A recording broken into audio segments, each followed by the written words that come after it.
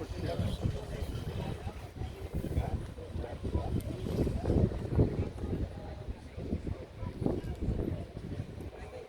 then it was expensive. It was always a fucking account.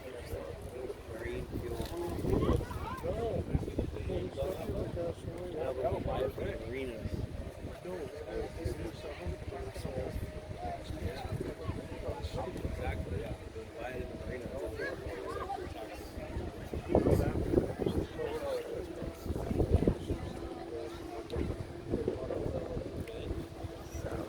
So this is the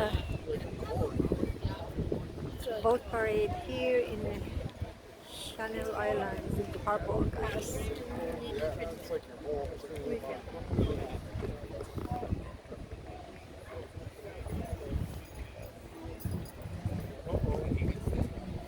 interloper.